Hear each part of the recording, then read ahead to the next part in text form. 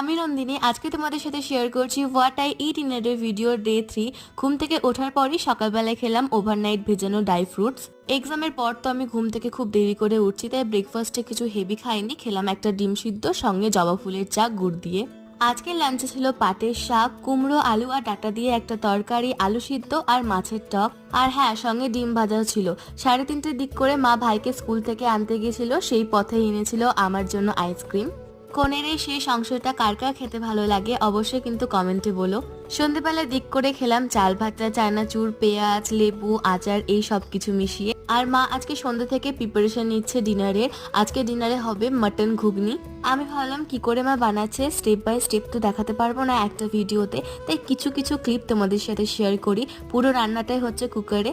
আজকে ডিনারটা করলাম মাটন ঘুগনি উইথ রুটি। আর হ্যাঁ, থালাটা কিন্তু আমার না, বাপির। Okay bye, stay positive.